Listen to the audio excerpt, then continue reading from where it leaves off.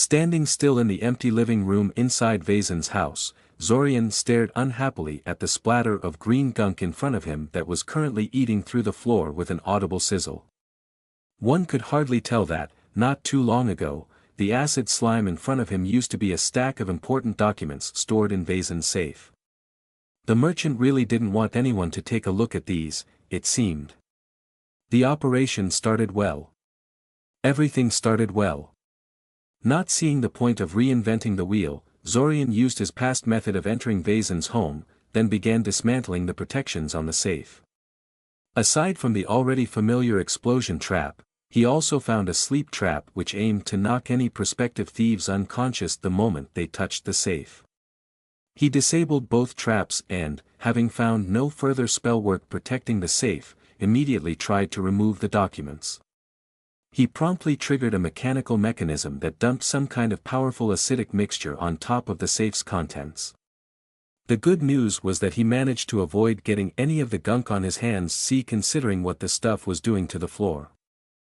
At the moment, it would have probably eaten right through his bones before he managed to get it off of him.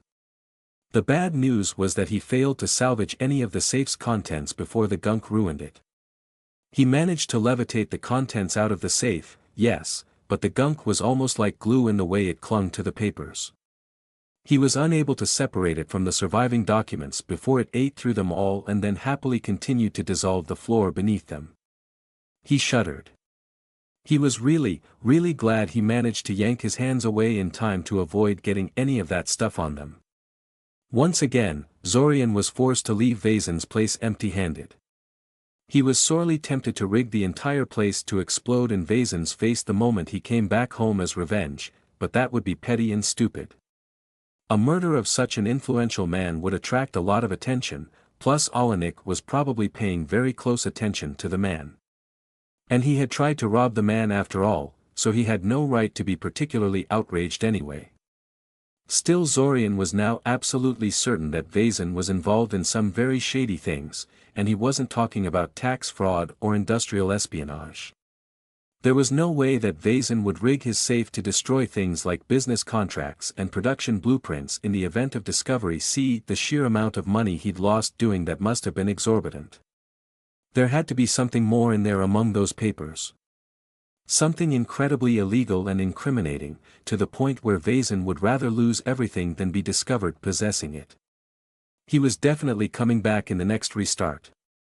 Maybe the man's misdeeds were unconnected to the Abasan invaders gunning after Syoria or the group targeting soul mages around Nyazov Dveri, but somehow Zorian doubted it. It cost him nothing to check, in any case.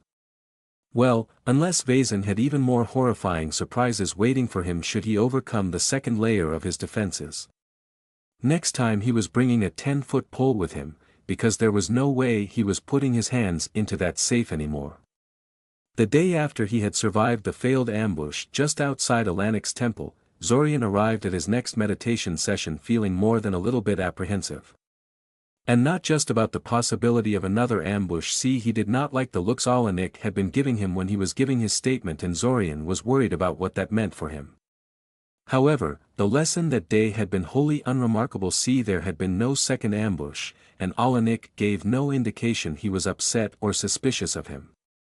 Thus, he put it out of his mind and decided to follow Alanik's example by carrying on as if nothing happened. Now, 3 days later, Zorian could safely say that had been a mistake. Being dragged into the temple courtyard for a test of his combat skills sounded suspiciously like punishment to his ears. Not that I don't appreciate your help in shoring up my modest combat capabilities, but we really should be focusing on getting my inner soul sight functioning, said Zorian, shuffling uncomfortably in place. You told me yourself that this skill requires total focus from me to master correctly. Alanik simply continued staring at him, silent and impassive, from his corner of the arena. And then he gestured with his staff at Zorian and threw a fireball at him. Zorian was not surprised at the attack. He had been expecting something like that, to be honest. What did throw him for a loop was that he chose that particular spell to open combat with. Fireball wasn't something you threw at a junior mage to test them. It was far too lethal for that. Even a stunted one was capable of killing a human on a direct hit, and a regular shield spell could not protect against it. No matter how powerful, it was still just a disk of force in front of the caster. The expanding sphere of fiery energy would just flow around it and envelop the caster behind it. The shock lasted for but a moment, however, and then he immediately erected a dome of force around himself. Not just a shield, but a full-blown aegis that protected him from all sides at once. The fireball hit the dome not long after, and Zorian's view was momentarily blanked out by a blanket of fire. When the fire cleared, he found himself standing in front of Alanik again, the priest as silent and unmoving as he had ever been. His apprehension at the situation dropped slightly. The fireball had been a very weak one. He knew because one of the retired mages he'd helped in his aimless wanderings prior to his arrival in Nyazov-Dveri had taught him how to get feedback from his defensive spells, and his aegis had held strong against a spell that should have taxed it to its limit. Zorian was sure the man in front of him could have done much better than that if he had wanted to. The fact he hadn't immediately followed up on his fireball with something to finish him off enforced the idea that this really was some kind of test. A very messed up, dangerous test, but he was kind of used to such things at this point. He sent a single magic missile towards Alanik. He could see the man scoff as he lazily raised his arm to block the puny attack, and suppressed a smile. Though it looked like a magic missile spell, the projectile was anything but. It didn't so much smash into things as erupt into a spherical wave of force, much like a fireball that used force instead of fire. A force ball, if you will. Alanik will almost certainly use a regular shield instead of a full aegis against a puny magic missile, and then the force ball will. The space in front of Alanik suddenly warped and shimmered, and Zorian's force ball promptly winked out of existence. A dispelling wave of some sort, if he guessed correctly. Damn it. Then Alanik decided it was his turn again, and Zorian was too busy dodging bolts of fire and incineration rays to focus on internal cursing. Zorian quickly learned that Alanik loved fire spells. Even after Zorian switched from all-purpose shields to variants specifically designed to tank fire magic at the expense of performance against other damage types, he persisted in using them. After his initial barrage of weak, fast casting, numerous fire projectiles failed to overwhelm Zorian. He switched to trying to steamroll him with gigantic, slow-moving spheres of fire that didn't explode and instead simply tried to envelop him in their flames. After Zorian managed to dispel them, he responded with more fireballs, and this time he wasn't holding back. Zorian tried to counterattack whenever he spotted an opening. But all of his attacks were neutralized with contemptuous ease. Trying to kick up dust and other visibility obstacles failed because Alanik could somehow cause a gust of wind to disperse such attacks away from him without making a single gesture or visibly exerting himself. Items were useless because he could telekinetically hurl all projectiles away from him with a simple sweeping gesture. And any magical projectiles were blocked, intercepted or dispelled.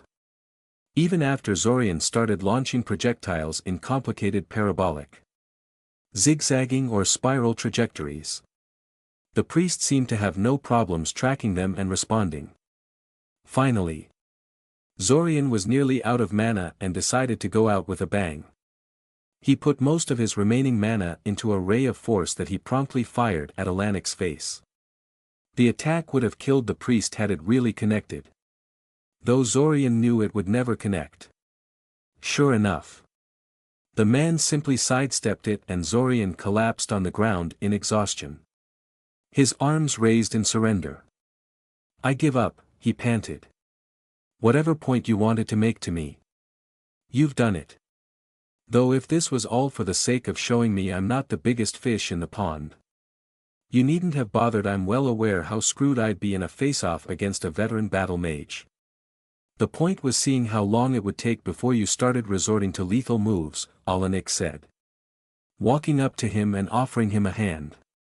Zorian internally debated the merits of casting the shocking grasp spell and electrocuting the jerk, but in the end decided to be a bigger man and simply accepted his help in getting up. It probably wouldn't have worked. Anyway. I'm rather disappointed it took until you were on your last legs to go for the killing blow. Oh screw you. Alanik, snapped Zorian. What kind of nutjob tries to kill their opponent in a freaking spar? You. Alanik tried. A smirk dancing on his lips. You did try to kill me at the end. Didn't you? I knew it had no chance of actually succeeding. Yes. And I'm certain you realized that a minute or two into the test. You should have stopped holding back at that point. Or at least followed my lead in what is an acceptable level of force. Actually. Let's refocus on that issue instead, Zorian said. What if you had ended up killing me? Some of those spells you tried to hit me with would have put me into a hospital for months if I hadn't tanked them. Possibly kill me outright. The skills I used to survive your test aren't something you had any right to expect of me.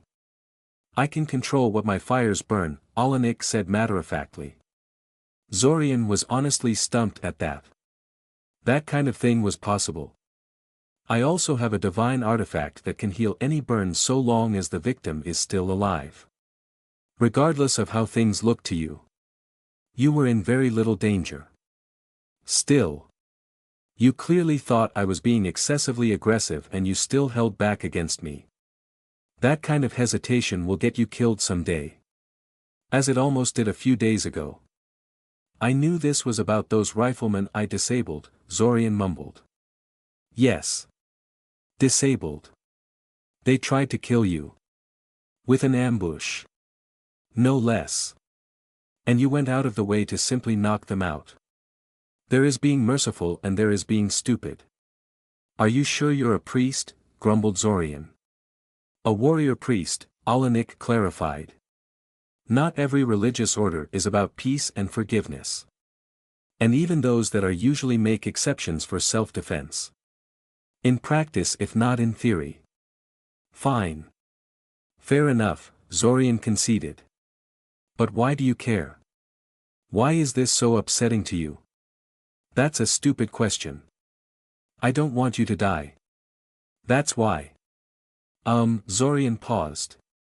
Momentarily stumped for a response. What the hell was that supposed to mean? He really wished Alanik wasn't so utterly unreadable to his empathy. Look. I'll be honest with you, I wasn't really being merciful. You're misreading the whole thing. I simply attacked them in the best manner I had available. Please, Alanik scoffed. I know very well how difficult it would be to take down a group that large non-lethally. Do you really expect me to believe that was the method of attack least dangerous for yourself that you had available? Well. Yes, Zorian said. I guess it would help to know that I'm a natural mind mage. I sense all minds around me. Regardless of physical obstacles or line of sight. And I can launch a crude mental assault on them if I so wish. Using that, I could knock them out outside of their shooting range. Before they could pinpoint my position. Actually killing them would have entailed entering their attack range so I could cast something more deadly at them. Which I felt was rather suicidal at the time. Alanik gave him a curious look. An interesting ability. I note that not all of the attackers had been disabled by the time the guild task force had arrived. Did you simply not have time to go through them all or? It's a weak attack, said Zorian. It's not hard to resist. Alanik nodded. Zorian hoped the priest would not question him on the exact mechanics of his ability. As he was not sure he could deceive the man convincingly. Thankfully. It did not seem he would push the issue at the moment. What would you have done if no reinforcements had arrived? Alanik asked. Tried to lure them into a minefield, Zorian shrugged. So yeah. I was fully prepared to blow them up into tiny pieces if they continued to go after me. There's a lot you can accuse me of. But being suicidally merciful isn't one of them. You don't have to worry about me. I'm not so sure about that, Alanik grouched. But it does seem I have misjudged you somewhat. Walk with me. Alanik walked back into the temple proper and Zorian followed him. He soon found himself sitting in a small kitchen that he had never seen before. Though that wasn't saying much. He had never really explored the site.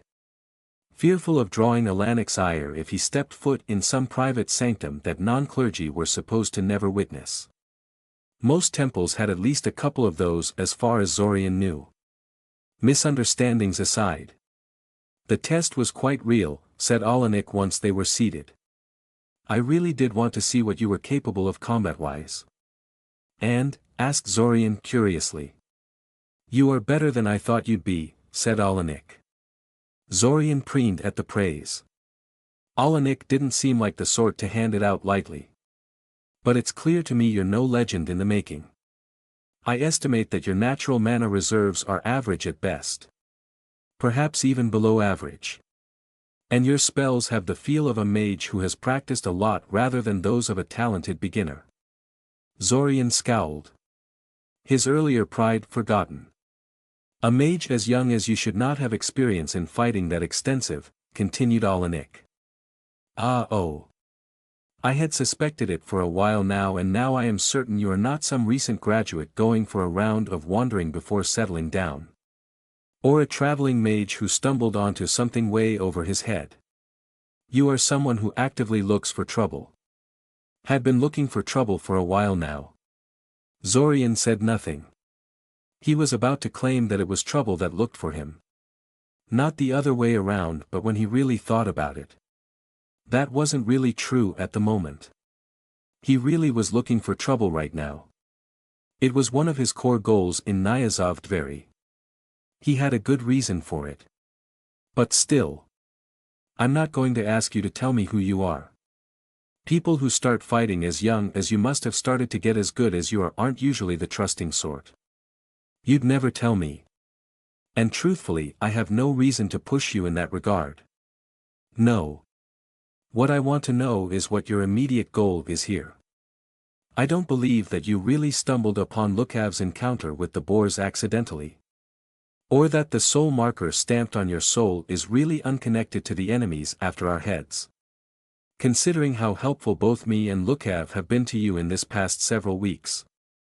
I believe we both deserve a little more honesty from you. What is really going on here? Zorian? Regardless of what you may think. My reasons for coming here were exactly as I told them to you, Zorian said. I really did get caught in the aftermath of a soul magic spell. I really did come to Lukav. And by extension you. Because I wanted to understand what had happened to me. None of those were fabrications. But. Yes. Alanik prompted. I had done some research on the people behind my attack, the original attack that resulted in the marker on my soul. I mean, and uncovered some pretty heavy stuff. They are connected to Sayoria's leadership somehow. And have links to the local branch of the Cult of Dragon. As far as I can see. They are a basin in origin. One of the reasons I had for coming here. Aside from seeking out your help. Was that I wanted to get out of their territory. And you think our attackers belong to that group, surmised Alanik. Considering how large and organized the Abasin group was. I wouldn't be surprised if they had some kind of organization branch here. And the fact both groups make use of undead and soul magic is kind of indicative to my eyes. But I don't actually have any proof. And I'm far from certain. Zorian wasn't comfortable about sharing everything with Alanik. For instance, telling him about the invasion or the primordial summoning plot was out of the question. As Alanik would no doubt insist on notifying the Sayoria authorities about those, and that could alert Red Robe about Zorian's whereabouts. He did. However, tell him about a lot of other things, like the other disappearances in the area. His own investigation into them had pretty much stalled for the moment. So he had little to lose by telling him about them at this point. After several exhausting hours of back and forth, Alanik all but threw him out of the temple. Claiming he had to think about things. Zorian was glad for that. As he was thoroughly sick of the entire conversation by that point, even if there was a good chance Olenek would want to have nothing to do with him by tomorrow. Oh well. Even if the man refused to see him after this, there was always the next restart.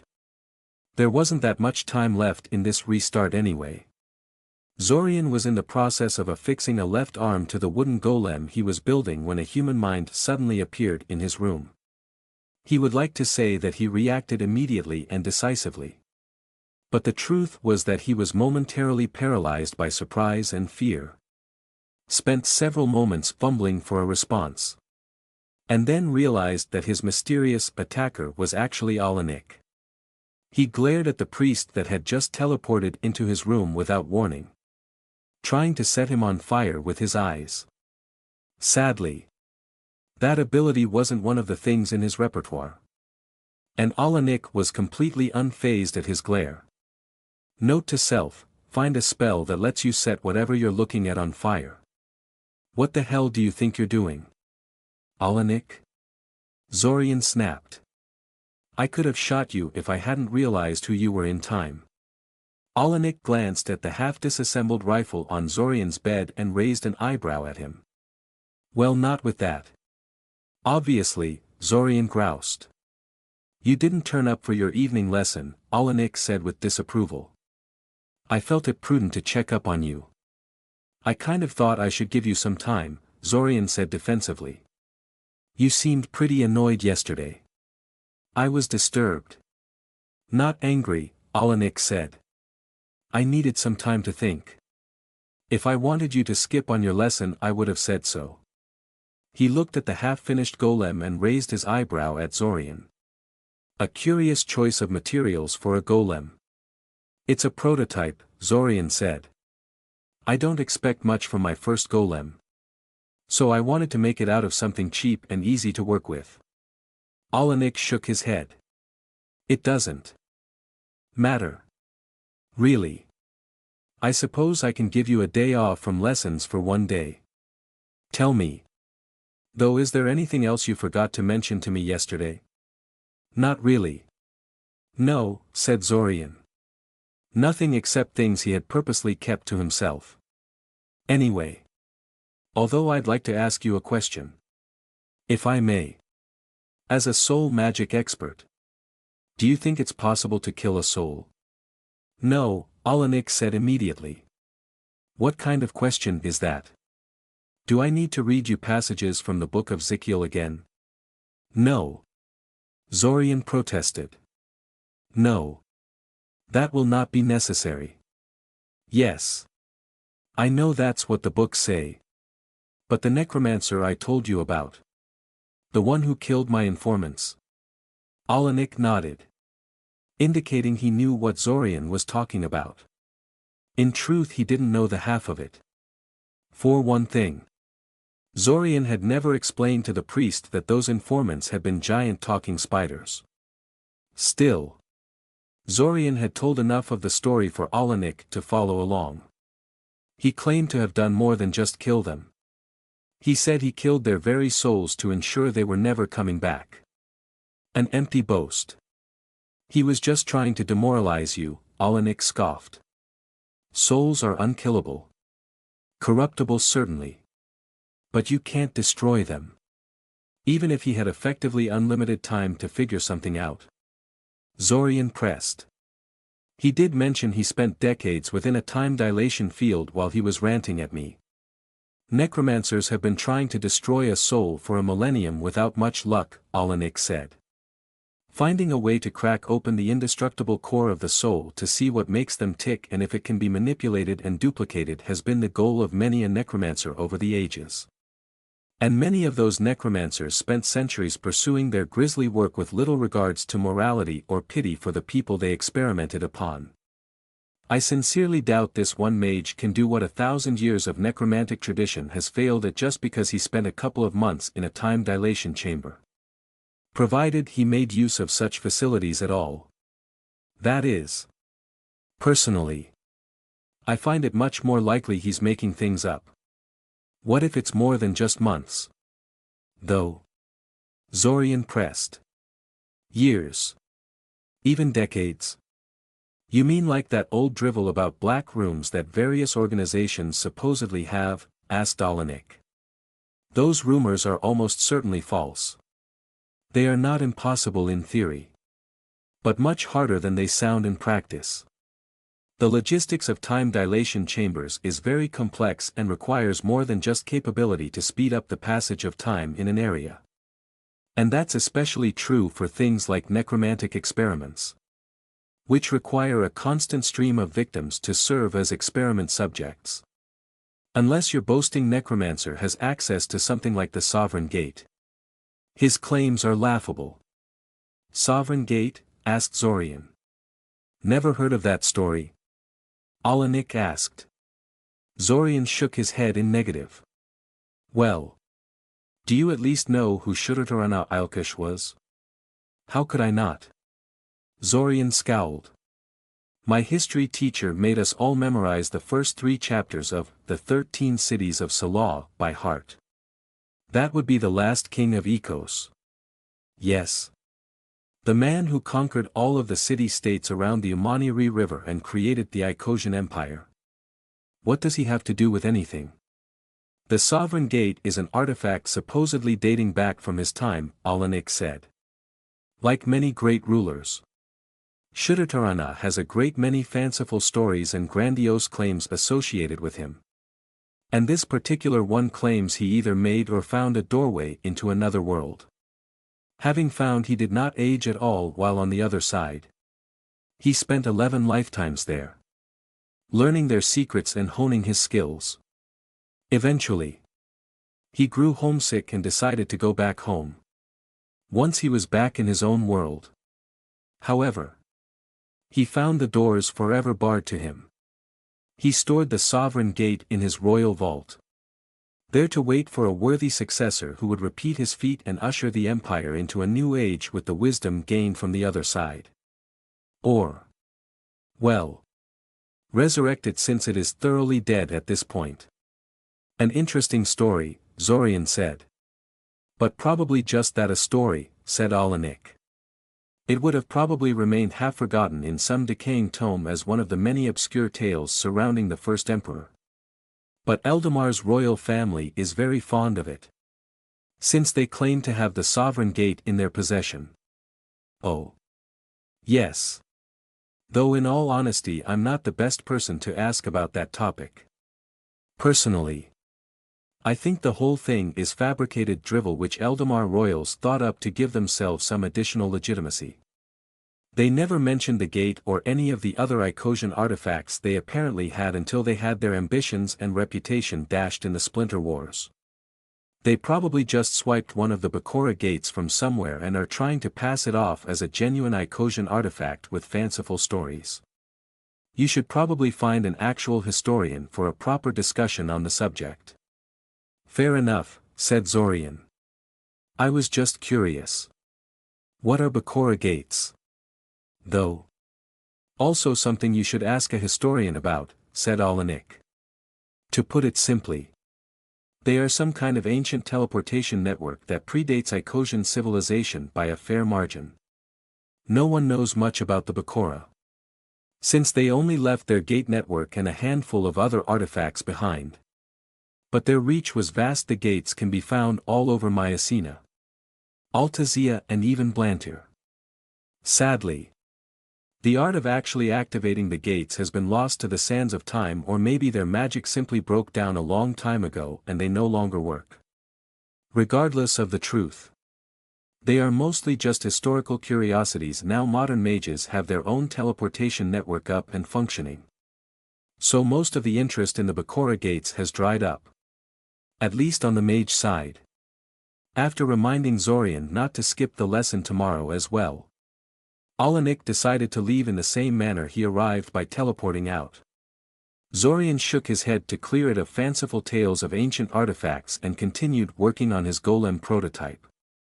He would go ask Vani about the Sovereign Gate and the Bakura Gate network tomorrow, though he didn't expect that to go anywhere. While the story about the first emperor of Icosia could be sort of interpreted as an account of the time loop, It made no sense that an artifact that was supposedly stored in the capital would cause an effect centered around Zack and Cyoria. Oh well. It hurt him nothing to ask.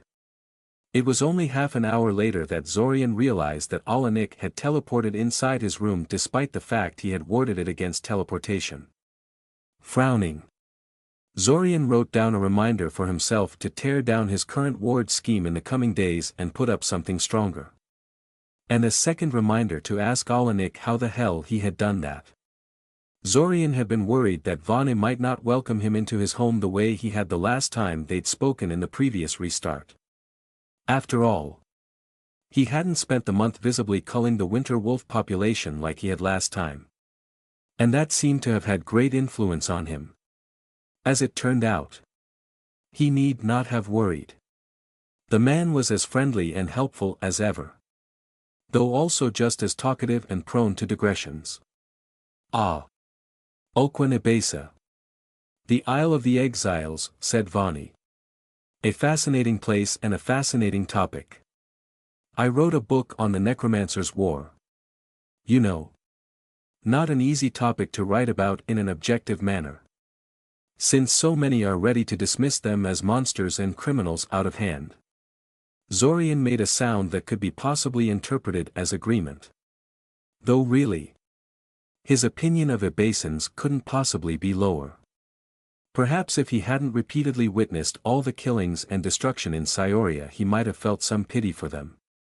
But as it was, they really were dangerous scum in his eyes. Unaware of Zorian's inner musings, Vani launched into a protracted explanation of the causes behind the Necromancer's War. He spoke of succession disputes in several prominent houses and royal families that developed when their leaders turned themselves into liches and vampires and their heirs realized they would never inherit their birthright because their parents would never die of age alone. He spoke of the common people, who hated necromancers with a passion, and resented being ruled by the undead. And finally, he spoke of Eldamar's desire for supremacy, and how they were all too happy to prove their authority over all of Altazia by getting involved in every dispute they could find in order to place people more sympathetic to them in leadership positions.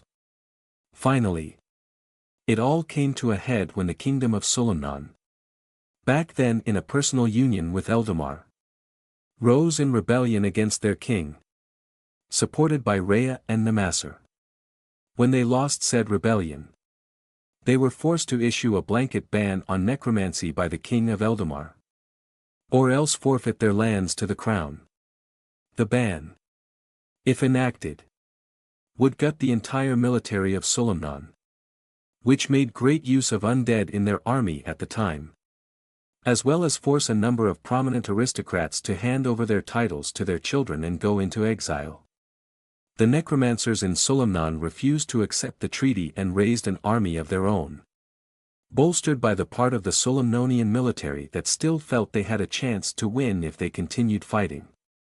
Soon, they were joined by other forces that resented Eldamar's growing power, the remaining Kusky tribes that still retained some military might, the remains of which covens the undead aristocracy of other countries that saw the way wind was blowing and wanted to overrule the precedent that would see them similarly disposed of, as well as a number of opportunistic actors that felt they had more to gain by siding with the necromancers than with the king of Eldamar. The necromancers' war had begun.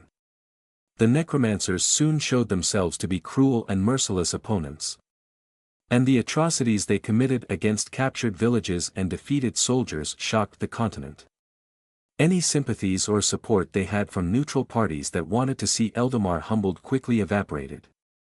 Instead of serving as a rallying force against Eldamar domination, they handed the growing kingdom exactly the sort of war they needed to cement their authority and legitimacy.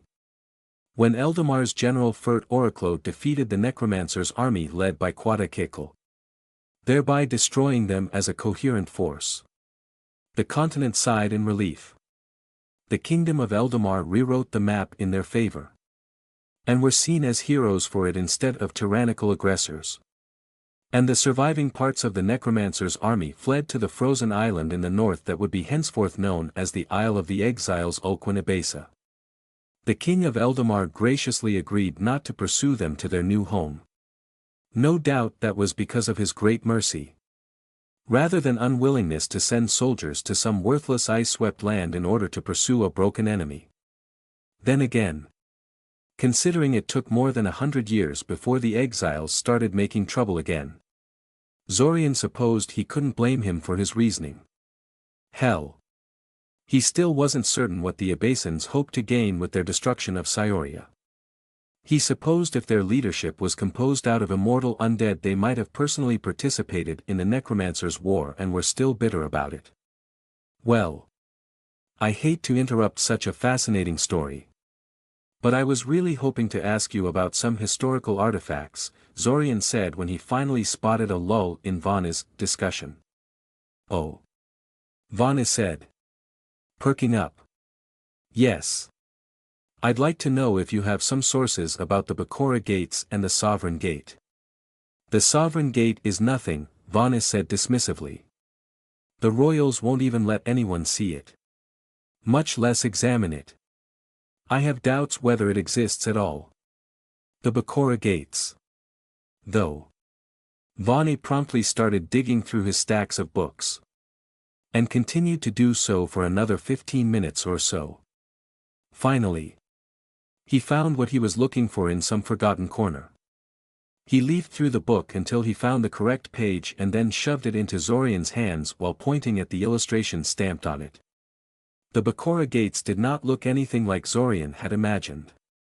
When Alanik had described them to Zorian, he figured they were something like stone arches or rings or something like that.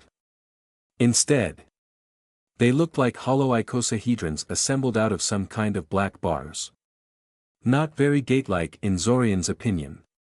It's hard to study the gates, since no one has witnessed one in actual operation for quite some time. But from the writings found inscribed into their pedestals and preserved written records, we know they function similarly to a teleport platform, Vana said, waving his finger over the illustration for some reason. Only they open a dimensional hole that connects one gate to another instead of teleporting people standing inside. It is probably not a good idea to stand inside the gate while it activates. Zorian gave the man an incredulous look. Well, I mean, it could have some kind of safety feature to abort the activation procedure if someone is standing inside, Vana defended himself. Anyway, the bars are likely stabilizers, making sure the rift stays open long enough for people to step through. They sound really powerful and exotic. I'm surprised there's so little interest in them, said Zorian. Most people think they were not nearly as efficient as modern teleport platforms are. And they are bound to be exorbitantly expensive and difficult to make. The gate spell is almost certainly reverse-engineered from Bakura gates. Back when people still knew how to activate them. And it is pretty much the pinnacle of dimensional magic that very few mages can cast safely. Teleportation magic, on the other hand, is relatively accessible and cheap. In the end, it all comes down to the fact they are currently inert and nobody knows how to use them. If, indeed, they can be used at all in modern times. They are the oldest magical artifacts that we are aware of. It is possible they broke down a long time ago. How many of them are there? Zorian asked. Hundreds are known, Vana said. Only gods know how many more remain undiscovered in some distant jungle or mountain peak. The Bakura really loved placing those gates all over the place. It seems. I actually think I have a map of all the recorded gates in Altazia. It took more than half an hour for Vani to find the map in the mess that was his house. But he did produce it in the end. Zorian studied it curiously, immediately noting one particular location. Scioria has a Bakura gate, he asked incredulously. How? Where? I've never heard anything about that. Oh. That. Vani snorted. I almost forgot about that. That gate is deep within the lower levels of the dungeon beneath Scioria. Very far into the dangerous levels. It would be suicide to go there for most mages. So nobody studies that one to my knowledge. Researchers interested in the gates have safer locations to set up camp at. After studying the map for a while and failing to find anything really notable, Zorian thanked Vani for his time and left. The Bakura gates were kind of interesting. But he didn't see how they could be connected with the time loop. Another dead end as far as he was concerned. But at least he didn't waste too much time on this one.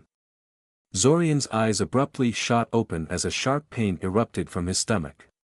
His whole body convulsed, buckling against the object that fell on him. And suddenly he was wide awake. Not a trace of drowsiness in his mind. "Good morning, brother," an annoyingly cheerful voice sounded right on top of him. "Morning. Morning. Morning." Zorian gave Kiriel an incredulous look. What? Why was he here? The summer festival was still days away. And the last thing he remembered was peacefully falling to sleep. Did Zack die prematurely again, or was he killed in his sleep without even realizing it? He was broken out of his thoughts when Kiriel kicked him. Apparently unhappy that he was ignoring her. He expertly stabbed his finger into her flank, causing her to lose her grip on him with a squeal of indignation. And then took advantage of her moment of weakness to throw her off and rise to his feet. "I need to cast a spell," he said, looking at her. "Please give me some time alone." "Can I watch?" she asked. Zorian raised his eyebrow at her. "Do you think you can keep quiet for 10 minutes? She placed her palm over her mouth, mimicking the sign of silence. "Right. Go lock the door then so Mother won't be disturbing us," he ordered. "I need utmost concentration for this. Also, Mother would go berserk if she found him pouring salt and quartz dust on the floor. So it was best if she were kept out until he was done." Thankfully, he had both materials available in sufficient quantities. So he would be able to perform the marker tracking spell without delay. 10 minutes later, Zorian was once again given a sense of where all the marked individuals were in relation to himself. 2 of them again, one representing him, and the other one in the direction of Scioria. Less than a minute later, the other marker abruptly shifted positions to the southeast of where it had originally been. And then shifted south again not long afterwards. Teleportation. The owner of the marker seemed to be in quite a hurry to get away from Scioria. There was no third marker. The other marker was almost certainly Zack. Zorian felt his classmate definitely began restarts in Scioria. And it made sense for him to have the marker since Zorian had to have got it from somewhere. That left Red Robe. Then either he did not start the time loop in the vicinity of Siren, managed to teleport outside Zorian's detection radius in the 15 minutes or so it took him to set up the tracking ritual, or he flat out didn't have a marker. He would repeat the detection ritual every couple of days and see if the third marker ever popped up. "That spell is lame," Kiriel complained, poking him in the flank and disrupting his concentration. Apparently this was as far as her patience went. "There is nothing to see at all. Here. Have a swarm of butterflies," sighed Zorian, conjuring a tiny swarm of glittery, colorful butterflies. It was actually a pretty hard spell to pull off. Despite the totally useless effect, it took a lot of skill and practice to make that many animated, solid illusions and make them halfway convincing. Still, the spell's ability to distract and fascinate Kiriel was every bit as great as he had hoped it would be. It took her a full minute to realize he had slipped out of the room. Worth every minute he had spent on learning it. "All right," mumbled Zorian to himself, taking a deep breath to steady himself. "I have temporarily shut down the house's warding scheme. Neutralized both the explosion trap and the sleep one. blocked the acid mechanism and destroyed the alarm beacon disguised as the document seal. This is it. Third time's the charm. And with that, Zorian commanded the small wooden golem in front of him to go fetch the papers for him. No way was he going near that safe personally. The wood golem, version 2, slowly stepped forward. Its movements were awkward and jerky. But it did not stumble or sway drunkenly. Which was a vast improvement over the wood golem version 1. It would be useless in battle. But this task was something he felt his creation might actually pull off. If not, he had a collapsible 10-foot pole in reserve. Amazingly, the whole thing went off without a hitch. The golem reached into the safe and pulled out a stack of documents without some horrid trap mangling it in the process, and then walked up to him and presented him with his prize. It was only when he tried to take the documents from the golem's hands that disaster struck. He foolishly assumed that the golem would automatically let go of the paper stack when Zorian tried to yank them out of his hands. But of course the wooden doll had no such instincts. It was too slow to release its grip, and ended unbalanced when Zorian unwittingly yanked it forward. Before Zorian knew it, the entire stack of papers was sent tumbling through the air and ended up strewn all across the floor of Vazen's living room. Zorian half expected the papers to suddenly burst into flames out of sheer spite. But they thankfully remained intact. Just completely scrambled out of order. Probably requiring him to spend hours sorting them out. Ah. Screw it, Zorian said, quickly scooping up papers into an unruly pile and stuffing it into his bag. I'll just take the whole thing with me and sort it later. He picked up his klutz of a golem and teleported out of the house. Minor annoyances aside, the mission was a success and he could finally find out what was so important about these documents. He didn't bring the papers to his room. Of course. He was confident that there was no tracking spell on anything in the stack. But he was also confident that Vazen would try to divine the location of the papers the hard way once he noticed the theft. He might even succeed. In which case Zorian didn't want them to be near anything that would automatically implicate him in the theft. No sense in taking that risk when he could simply store the papers elsewhere. Elsewhere. In this case, meant outside Nyazov Dveri. That way the papers would be out of range of virtually every divination spell cast from inside the city. Thus, after teleporting around randomly a couple of times to confuse any theoretical trackers, Zorian's last jump took him deep into the forested wilderness to the north of the city. To a location that had a small, convenient cave nearby. He had found the place in an earlier restart, while he had been tracking down ingredients for Silver Lake. And he had felt even then that it would be a nice place to set up camp at. It just needed some touch-ups here and there to make it suitable for his purposes. He conjured a glowing lantern to light his way in the gloom of the cave and got to work. After a quick casting of an area-wide spook animal spell to drive away all the bats and vermin that had taken residence in the cave, he set about using alteration magic to clean the place up and make some shelves and reading surfaces out of the rock. A while later, after he tested things for comfort and stability, he decided that stone chairs perhaps weren't the best idea and instead constructed some basic furniture out of the fallen branches he found in the surrounding forest. They're good enough for his purposes. Now comes the hard part, he spoke to himself. It was time to start constructing the warding scheme for the place. 3 hours later, Zorian had layered every single divination ward that he felt could be useful and a few that he didn't. And had rechecked the whole thing twice to make sure everything was stable and worked correctly. Truthfully, he wasn't satisfied. He had an insufficient collection of different anti-divination spells to set up a proper, iron-tight warding scheme, and too little experience to properly judge what was crucial and what was not. In addition, if it took him this long to set up even this mediocre thing, how long would something more complex take? He really needed to get better at warding.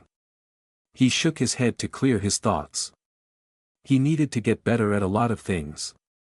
But he had to prioritize. Defense against soul magic. Then combat skills. Then Iranian mind arts. Those three things were urgent and couldn't be put off. Everything else was secondary for now. Even the mystery surrounding Vazen and the documents. If stealing the documents resulted in his early death.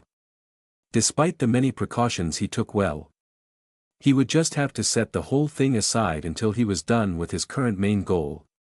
Wouldn't he? No. His current defenses would have to be enough for now. He placed the papers he stole from Vazen on the nearby stone table he'd made from the cavern floor. Sat down on a chair he'd fabricated from wooden detritus he'd dragged into the cave and began to read. Hours later. When he was finally done reading and organizing the whole thing, he seriously contemplated burning the whole stack down and scattering the ashes in the wind. Safer that way. And probably more than a little cathartic. He had expected to find something heavily incriminating. But this was something else entirely. Why did the man keep all of his incriminating correspondence in one convenient place? Anyway, if it had been Zorian in his shoes, he would have destroyed all the letters once he read them so they couldn't be used against him.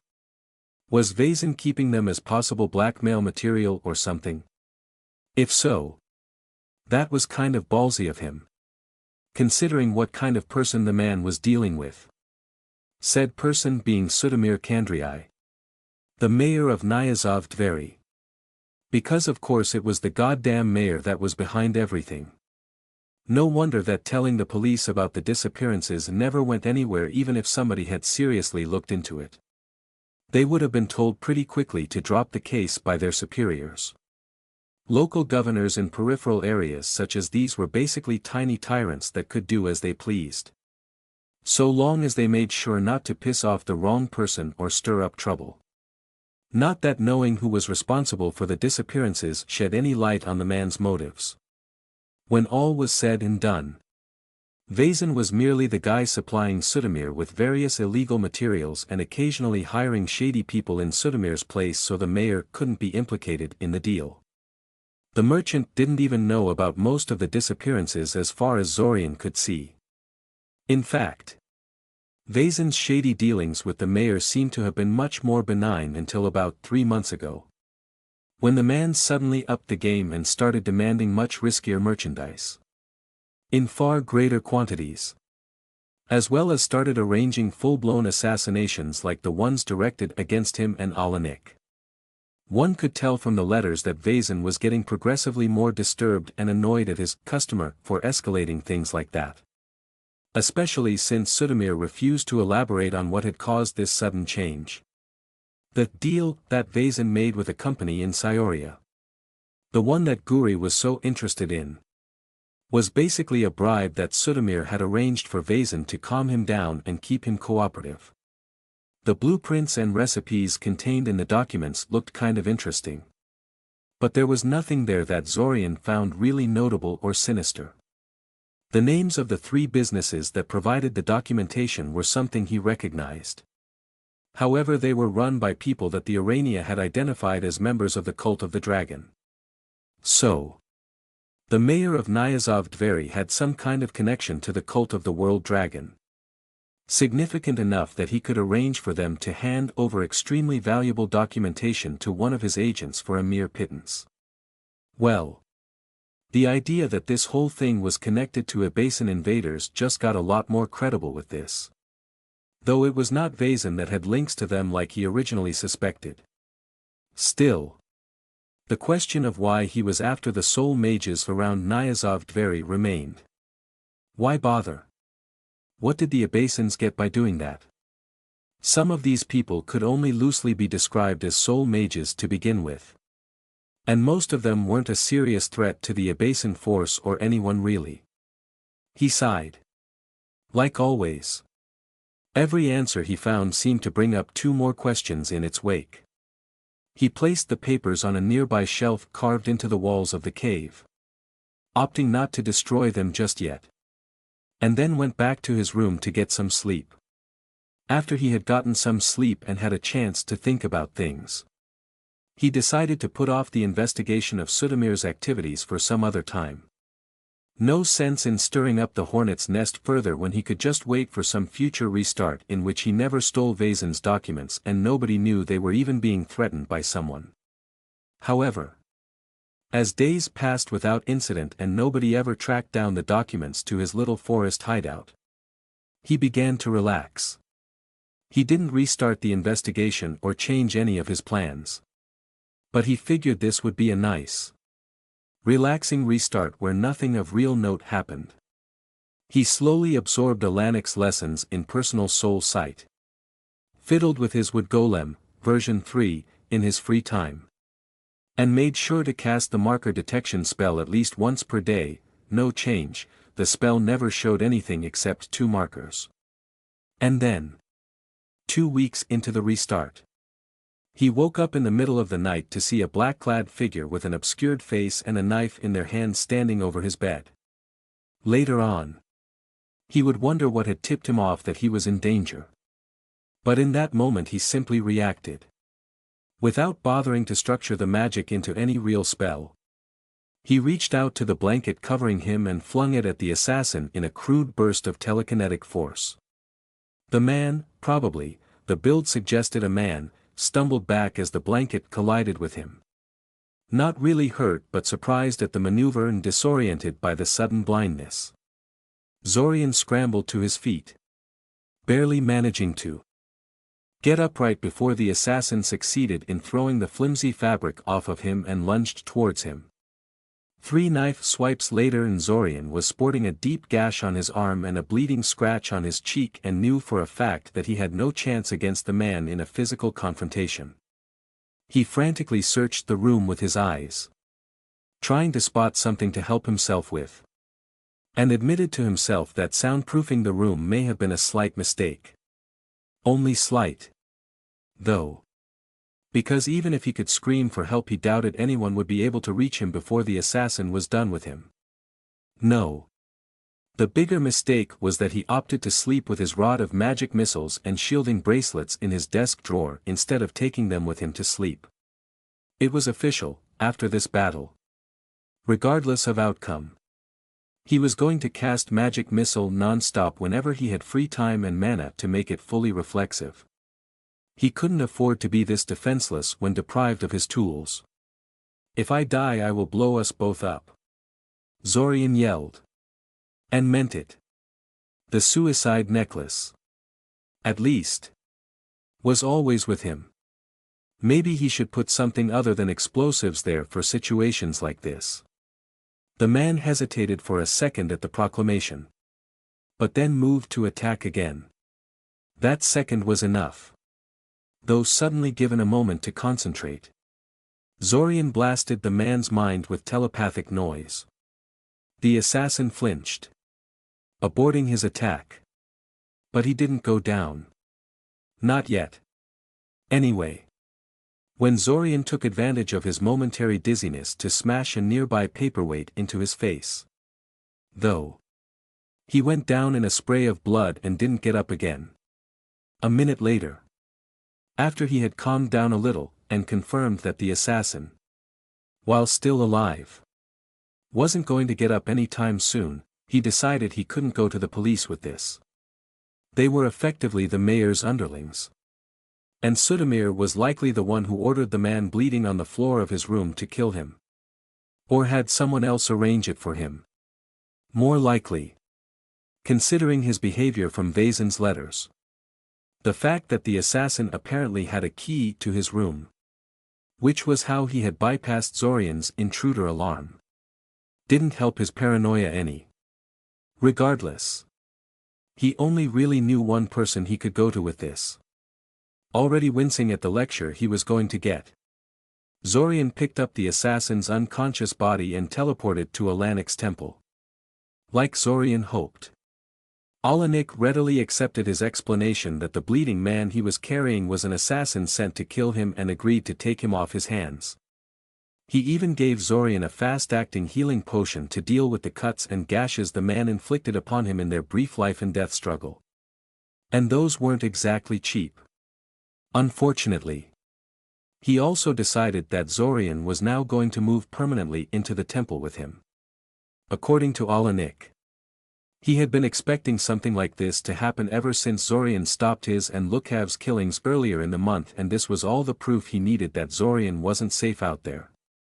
Who's to say the attackers won't try again and succeed? No. As far as the warrior priest was concerned, Zorian had to be under constant guard until the situation was resolved. Zorian really hated that idea, as it meant being effectively under house arrest for the remainder of the restart. But Alanik made it clear there was no way to blow him off without also losing his help in mastering personal soul perception. So that was that. Despite his misgivings, however, it turned out to be something of a blessing in disguise. Since there was not much to do in a small, boring temple, Zorian found himself spending most of his time endlessly casting magic missile in an effort to make it faster and more reflexive. He did make a promise to himself. After all, in any case, those efforts attracted Alanik's attention, and he agreed to give Zorian advice on how to improve his combat magic. Admittedly, Alanik couldn't help him much in his self-imposed goal of making magic missile reflexive. That was just a matter of sufficient repetition. Instead, most of his help centered around squeezing the most out of fire spells, which appeared to be his specialty. Thus, whenever Zorian got sick of repeatedly casting magic missile, he worked on mastering the plethora of minor fire spells whose mastery Alanik claimed would increase his ability to wield fire in combat. One made a thin ring of fire around the caster, making the prospect of melee difficult for enemies unless they were willing to get burned. Alanik claimed a skilled caster could increase and decrease the radius of the ring from moment to moment, cause it to split into several weaker rings for better coverage, as well as move the center of the ring's alignment up and down along the caster's body. The second conjured a small flock of fully autonomous, sparrow-sized birds made out of fire to harass the enemy.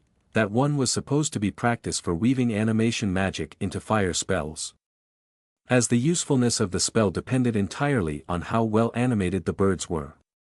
And so on. And on. And on. Alanik knew a lot of minor fire spells. Only 20. Alanik asked. Come on, kid. I know you can do better.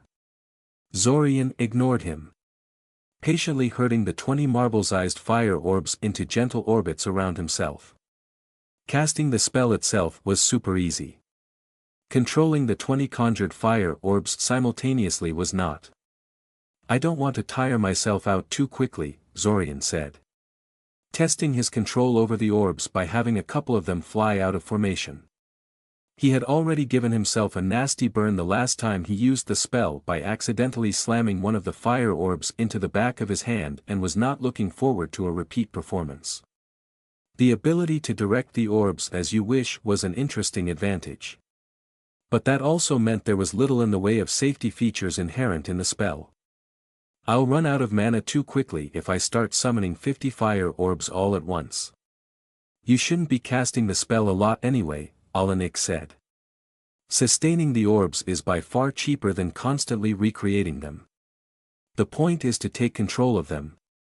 And recasting the spell doesn't help you with that. You're just letting your fear of getting burnt control you. Well, yeah. I don't want to accidentally burn my eyes off or something, protested Zorian. Alanik sighed and shook his head. You're too tense for this. Take a break and we'll continue this tomorrow. Zorian immediately dropped the spell in relief. No matter what Alanik said, he did not like that spell. Still, Alanik was the fire magic expert here. Can I ask you something? Asked Zorian. Alanik casually waved his hand, telling him to get on with it.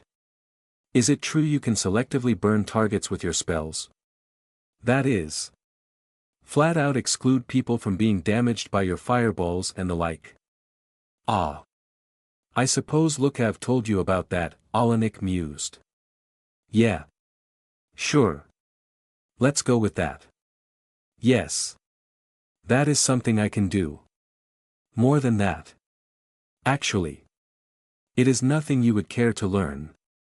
However, it is a difficult skill that requires a lot of specialized training. Years of it. Unless you intend to specialize in fire magic, and you strike me as a generalist mage. To be frank, I would not recommend worrying about it. He smiled. Besides, by the time you mastered something like that, the pocket meteor spell you are currently struggling with would be a joke to you. So it's hardly a shortcut to not getting hurt with that. Figures, Zorian said.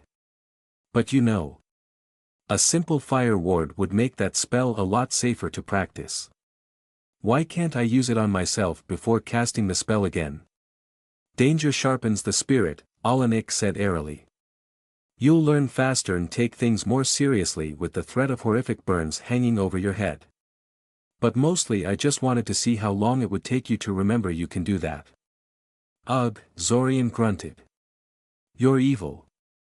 There were no further attacks for the rest of the restart. And this particular one ended right on schedule instead of being cut short like the previous one was. The marker detection spell never displayed a third marker in its detection radius. Despite Zorian casting it several times a day towards the end. For the next 3 restarts, Zorian deliberately avoided making any ripples and focused on growing his skills. Not a very exciting time. But by the end of it he was finally able to cast Magic Missile quickly and easily without any external aid. He had also mastered Personal Soul Sensing well enough that Olenek started teaching him his arsenal of protective soul magic. In addition to that, he learned a plethora of new fire spells. Made some improvements to the wooden golem design he was exploring. And practiced the rest of his combat arsenal on the monstrous wildlife living in the wilderness. Unfortunately, Olenek had been becoming ever more suspicious of Zorian as his skills rose with each restart. No doubt the fact that he recognized quite a few of those skills as his own had a big hand in it, and had almost refused to teach Zorian at all in the latest restart. Zorian had eventually managed to talk the man into helping him by promising to tell him everything after the summer festival. But he suspected that pretty soon even that was not going to fly. By his estimation, he had at most 2 more restarts before Olenek refused to teach him anything without a damn good explanation. Which he would be unable to provide. But that was fine by the time that happened. Zorian would no longer be defenseless in the face of hostile soul magic, so the first of his goals would be achieved. He never really expected Olenek to teach him everything. Anyway, in the next restart, Zorian decided to lift his self-imposed ban of snooping around Sudamir and his activities. As cautiously as possible, he tried to find out more about the man. Sudamir being a well-known and public person, it wasn't hard to get people to talk about him, but most of the information he got was either useless or highly suspect. The most interesting piece of information he found was that the man was often absent from Nyazov Dveri on various official errands. And that those errands had become especially frequent in the last few months. This was in line with Vazen's letters, which also claimed the man had changed his patterns radically in the last few months. When simple questioning failed to produce any new results, Zorian decided to be a little bolder and investigate the link between Vazen and the mayor. He didn't want to deal with Vazen himself. But fortunately there was no need to. Vazen wasn't a one-man operation like Guri, he had other employees. And those other employees didn't have the same paranoia and level of security that Vazen did. They brought stuff home from work to look over later. Left their keys cunningly hidden behind nearby flower pots. And rarely had any sort of magical defenses. One of them even kept a detailed daily journal with all sorts of interesting tidbits and remarks. Probably the most interesting thing he found out from Vazen's employees was that he regularly sent mysterious packages to a place called Ayaska Mansion, a place that his employees were pretty sure didn't actually exist. The place the packages were delivered to didn't exist on the maps, save as a random section of the uninhabited forest far to the north of the city.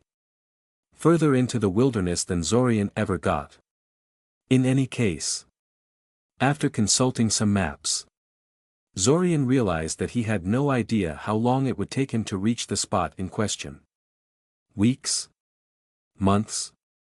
Damn. Those two really picked an out-of-the-way spot for their exchanges. Didn't they?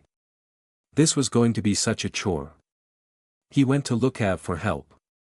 The transformation specialist was noted to be an outdoorsman type, so he should have some advice on reaching out-of-the-way places like that one. Maybe there was some kind of enhancement potion that could help. No. I don't think enhancement potions would be of much help in this, Lukav told him while staring at the map Zorian provided. They don't last long enough. And it would take you at least 2 weeks to reach the place on foot. Tricky. Maybe it's just my bias showing. But have you considered simply shape-shifting into a bird and flying there? I haven't, said Zorian. Surprised. The idea never occurred to me. How complicated would that be? Not complicated at all. But perhaps a bit pricey, Lukav admitted. You would probably need to waste a potion or two to grow accustomed to flying and moving in your new form. Maybe more. Depending on how fast of a learner you are. Birds are very different from humans. He handed Zorian his price chart, and quickly pointed out the bird section. I recommend the eagle. Personally, Lukav said. Good flyer. Excellent eyesight. And big enough that few things will dare attack you. Plus, it's an eagle. What's not to like? Not like you need to be inconspicuous where you're going. Zorian looked at the price tag attached to the eagle transformation potion. It was doable. He could buy 3 of those if he had to. Though he hated using up most of his savings like that. Even though he knew they would be back at the beginning of his next restart. It just felt wrong to fritter them away. He spent years saving that money. Damn it. Besides, what if he needed those savings later in the restart for some reason? I guess I could try that, Zorian said.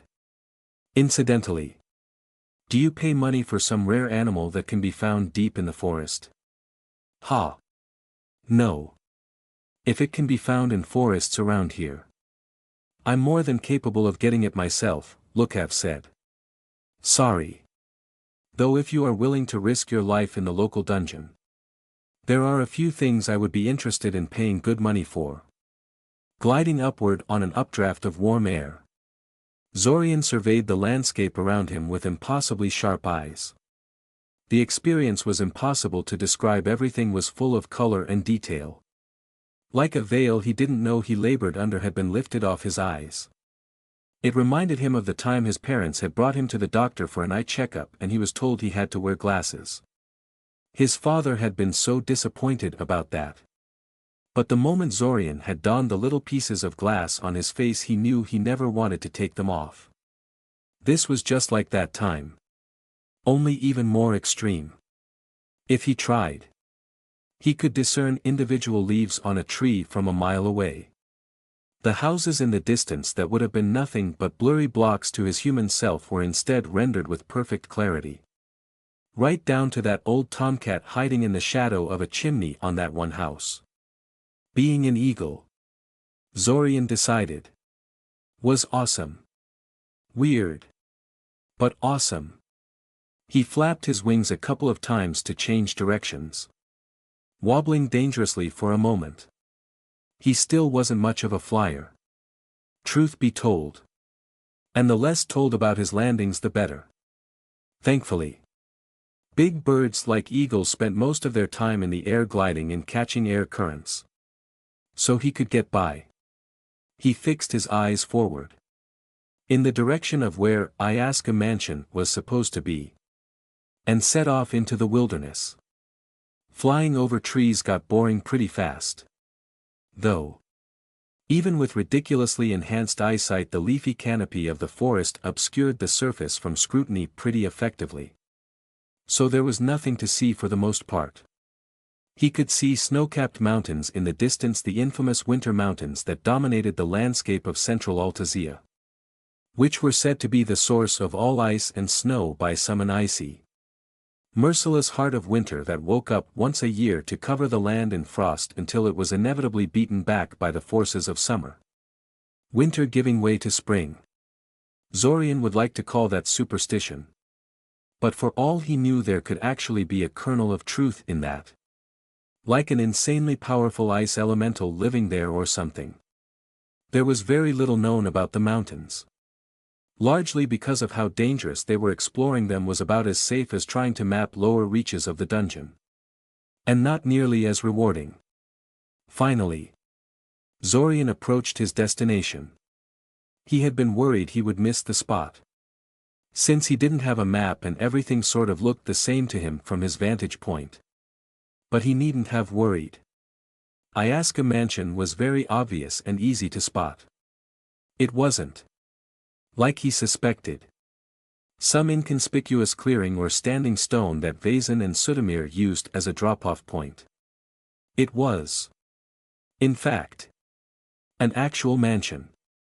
Zorian circled around the building a few times, trying to comprehend what he was seeing. The mansion gleamed white in a sea of green. Somewhat worn down by the ravages of age and nature, but clearly livable and cared for. Aside from the mansion, there was also a small warehouse attached. The warehouse appeared to be of much more recent construction. However, it had no moss on the roof. There were no cracks on the walls that his enhanced eyes could see. And it was far blockier and utilitarian in construction. Zorian had no idea why somebody would build this thing here. If it was a fort or an observation tower, he could understand, but who would want to build a luxury dwelling this isolated and exposed to the dangers of the north? Sadly, his contemplation was interrupted when the crows that dotted the trees around the mansion took exception to his presence and 100 angry caws filled the air. Zorian focused on them momentarily. Though the birds were small and distant, the eyes he currently possessed had no problem in discerning their features. They weren't crows. They were larger. And their pitch-black feathers had small red decorations and an almost metallic sheen to them. Iron beaks. The hellbirds of the north. Zorian didn't fancy his chances against one of those in this form. Much less against the huge flock stationed around the mansion. Though now that he thought about it, he could probably cast magic missile in this form now. Couldn't he? He might be able to bring down a couple of them before the rest tore him apart. Then, that wouldn't get him anything, though. So he stopped circling around the mansion and put some distance between himself and the iron beaks until they finally stopped making noise and threatening gestures. He wondered what he had done to upset them so much. He supposed they just didn't like a large predator circling menacingly around them. Well, no matter. Landing right next to the mansion would have been a poor idea anyway. Very exposed. And probably warded too. He searched the surrounding area for an open space he could land at without breaking his neck. Transfer of injuries between real and shape-shifted forms was weird and inconsistent. But Lukav assured him that being killed in one form means you're definitely dead in the other as well, and finally found a clearing some distance to the west of the mansion. A little bit farther than he had hoped for. But beggars can't be choosers.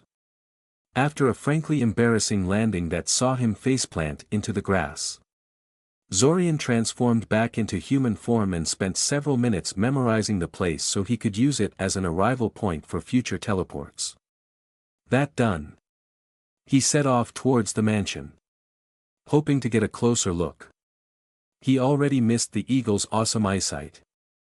But some things were better done from the ground, and this way he would actually be able to teleport away from danger and make himself invisible. As far as he knew, Iron Beaks had no magical senses. So an optical cloak should be enough to evade their attention. He was right, the Iron Beaks took no notice of him while he inched closer to the mansion, cloaked in an invisibility spell and an aura of silence, before actually scouting the place. However, a pack of winter wolves burst into the scene, led by a particularly huge specimen. Unlike the rest of the pack, the alpha didn't have a white pelt. His was silver and shiny. And his mind felt different from the rest. Stronger. Deeper. More complex. Sapient. Except they kind of were fooled. At one point the silver one suddenly stopped and started scanning the tree line. And Zorian's heart skipped when its eyes briefly passed over Zorian's location. But then the moment was gone and the pack moved on and disappeared somewhere on the other side of the mansion. A minute later, when he was sure they were gone, Zorian slowly retreated into the surrounding forest and teleported away. Zorian decided to leave the Ayaska mansion alone for the moment. He was virtually certain they were connected to the Abasin invaders now, and definitely intended to get to the bottom of that place at some point. However, he had a feeling that investigating the mansion as he was now would probably involve a lot of dying. Plus, he had a hunch that the mayor was a necromancer. And definitely had one under employ even if he wasn't. So losing a battle there might have more serious consequences than a premature restart. No. If he wanted to go there he had to finish Alanik's lessons first and greatly increase his combat skills. At minimum. Instead, now that his time with Alanik was coming to an end, he had to step up his effort to improve his combat magic so he could go talk to the other Arania tribes and learn the secrets of their mind arts. There were a lot of reasons why that was important. But the one that drove him the most was the possibility of unlocking the Matriarch's memory packet that still remained in his mind. The memory packet wouldn't last forever. Zorian knew. It was stable for now. The Matriarch having pulled out all the stops to make it as resilient and durable as possible. But it would unravel and fail in time. And all the memories locked within would be gone. If Zorian wanted to fill in the blanks left in the Matriarch's last message and understand what made her reach the decisions she did, he had to gain access to that knowledge. He had no delusions it was going to be easy. For one thing, the other Iranian tribes were in no way guaranteed to be friendly. And even if they were, there was no reason for them to actually teach a random human their secrets. And even if he could secure their cooperation, the memories of something as alien as the Urania were bound to be a chore to interpret. And even if he could master that, he still only had one shot at unraveling the memory packet without ruining the content or triggering whatever defenses the Matriarch installed to prevent him from doing just that. But that was a matter for the future. Right now he didn't feel very confident walking into a possibly unfriendly Iranian hive. Since he didn't feel like testing his mind magic against the masters of the craft. His current plan for dealing with hostile or treacherous Urania basically boiled down to quick casting Mind Shield and burning everything in sight via more conventional magic. Better combat skills were a must for that plan to work. Though, as it happened, he had something that should advance his combat skills, as well as make up for the money he lost to Lukav when he bought those 2 Eagle Transformation potions dungeon delving. He had basically ignored the dungeon entrance at Nyazov Dveri due to being sidetracked by the disappearance of local soul mages and Alanik's lessons. But there was no reason to continue to do so anymore. Most of the wildlife around Nyazov Dveri had ceased to be a challenge at this point. Anyway.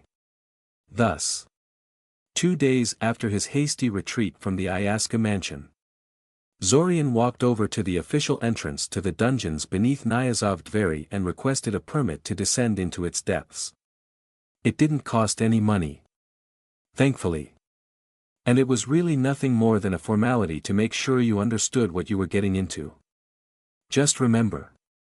This part of the dungeon has never been pacified properly, the man behind the counter told him, handing him a permit card that he had to show to the guards to be let through. It means there are greater riches to be found down there. But also that things are much more dangerous. People disappear down there all the time. Nobody is going to look for you unless you join one of the local Delver guilds. Which I personally recommend to young mages such as you. Zorian gave the man a non-committal hum and left. Descending below on a long spiral staircase until he reached a small natural cavern that housed a small town. The inhabitants of the city above called it Delver Village. Though officially it was just an extension of Nyazov Dveri. Not many people actually lived here. The buildings consisted mostly of guild houses and businesses catering to dungeon delvers. He had no intention of joining any of the guilds. Last time he checked, they didn't let new members like him out in the field for at least several months after they joined. Which made them pretty much useless to someone in his situation. He did understand the logic of it. You didn't want your new, inexperienced members to get horribly murdered out in the tunnels. And very few mages were particularly capable at his age, but that didn't make them any less useless to him. He also didn't have any money to buy anything from the shops.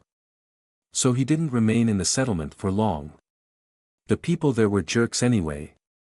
Asking for money just to answer basic questions or demanding that he join their guild before they would divulge any secrets. Thank the gods he could just read the answers out of their mind anyway. Zorian stared at the patch of glowing mushrooms at the corner of a largish cave he encountered in his wanderings through the cave system under Nyazov Dveri. It appeared to be a normal patch of giant glowing mushrooms. Little different from the ones he encountered elsewhere around here. But he knew better. He wasn't fooled. His mind sense clearly told him there was an animal mind behind that mushroom. No wait. The mushroom itself had a mind. An illusion?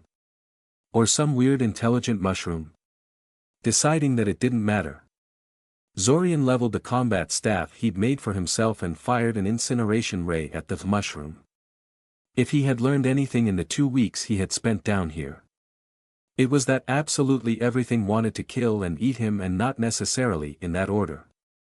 The rock mites, for instance, wanted to paralyze you and lay their eggs into your still-living body so their larvae could eat you alive from the inside out. Anyway, the point was that striking first was common sense with these things. And he had no intention of getting closer to the mushroom impersonator. Sure enough, the moment it was hit by the ray of fire, the mushroom immediately unraveled into a large tentacled form of the tunnel octopus. Figures. The ability of those things to mimic both the color and texture of their surroundings was as impressive as it was annoying to deal with. This one was out of luck, though. Caught off guard by the devastating fire attack, it flailed its tentacles about briefly in panic before collapsing dead on the floor of the cave. Zorian threw a rock at it to make sure it was not faking it. And then relaxed. He would have probably died to one of those by now if he didn't have his mind sense it was, without a doubt, his main advantage compared to the other dungeon delvers. Thanks to it, he was able to evade the javelin worm ambush sites, tunnel octopuses and other hidden dangers to reach the richer, less exploited lower areas like this one. No wonder Taven had been so excited about having someone with that ability in her team. Back when she had first found out about it, he instructed the floating spheres of light around him to scatter around the cavern and slowly inspected the walls for any sign of crystal and strange minerals. In general, crystallized mana seemed to be a much better moneymaker than hunting creatures for parts. At least if you could access virgin areas like this one. Crystallized mana also had the benefit of being, well, static. If he found some in a particular place on this restart, it stood to reason that it should also be there for every subsequent one as well. That meant that, if he could map out where they were over several restarts, he should be able to blitz through a bunch of known sites in just a few hours and get an enormous cash infusion at the beginning of every new restart. Especially if he learned how to filter through dungeon interference and became able to teleport while inside it. Sadly, his inspection found nothing in this cavern. Looking at the charred tunnel octopus corpse, Zorian considered the possibility of just harvesting its brain and beak, the most valuable parts of it by far, and returning to the surface. He had already found 2 large lumps of crystallized mana and several small ones. So this trip was already a smashing success. And continuing further would mean going deeper into the dungeon, with all the danger that implied. He continued on not like he was ever really in danger thus far, so even if the danger jumped up a notch he should be. Zorian rounded a corner and came face-to-face, so to speak, with some kind of floating pink ooze covered with eyes. It glowed, threads of light dancing throughout its smoky, translucent bulk. And its form writhed and shifted chaotically, ripples and pseudopods growing and retracting from moment to moment. For a moment it appeared to have not noticed him. Its countless eyes, each its own color and shade, blinking and swiveling in their sockets with no rhyme or reason. But that moment passed quickly, and its many eyes turned towards him, some of them extending on pseudopods so the creature could focus them on Zorian properly. Zorian's eyes abruptly shot open as a sharp pain erupted from his stomach. His whole body convulsed, buckling against the object that fell on him. And suddenly he was wide awake. Not a trace of drowsiness in his mind. "Good morning, brother," an annoyingly cheerful voice sounded right on top of him. "Morning. Morning. Morning." Zorian looked at his grinning little sister incredulously. What? But he was just. "Oh, come on." Zorian groaned, burying his face in his hands. "That's it. It just looked at me and I died. What kind of absurd ability is that?" Kiriel said. "Forget I said anything," Zorian said, giving Kiriel a brief hug before rising to his feet. Kiriel refused to let go, clinging to him like a barnacle. So he just carried her around as he walked to his bookshelf and retrieved his compendium of Dungeon Denizens, Volume 4, and began leafing through it. "I was just having a dream. That's all." "What kind of dream?" Kiriel asked curiously. "I was going to be rich. And then I got killed by an eye beast," Zorian said, as he looked at the description in the book. Even the name was stupid. "Ugh." "Oh," Kiriel said. "A nice dream that ends in a nightmare. I hate those." "Me too." Kiriel.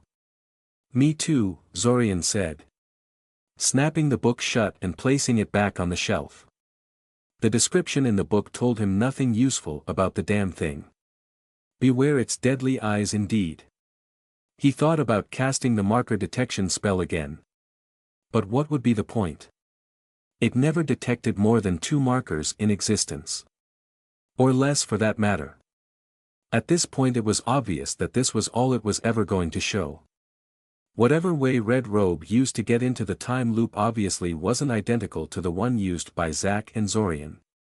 As for Zack, his movements indicated that he always opened the time loop by hightailing out of Scioria.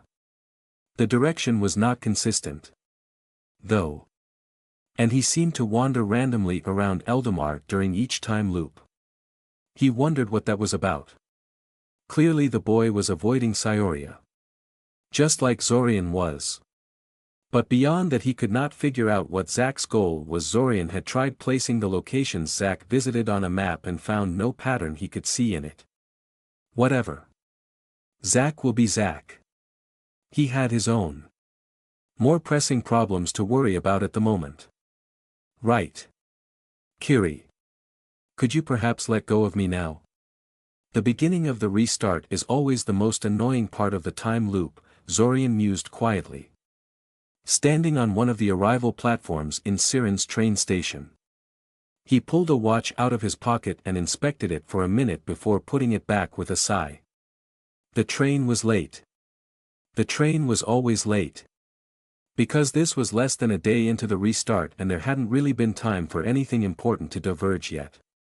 It was in times like these that he wondered why he even bothered going through this charade in every restart when he could just teleport out of his room at the start of every new loop and be done with it. It would save him hours of frustration, and he knew from a couple of previous restarts that nobody threw a manhunt after him if he did that. He'd basically get an extra half a day each restart that would add up to something significant pretty quickly.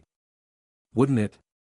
But just as they always did when he considered that option, his thoughts turned to what the reaction of his mother and Peril would be at such a move. He never eavesdropped on them during those restarts where he hightailed out of the house at the earliest opportunity. But he couldn't imagine either of them taking it well. He didn't get along with Mother all that well. But he knew she cared for him in her own infuriating way, and Peril. He looked at Peril, standing sullenly some distance from him.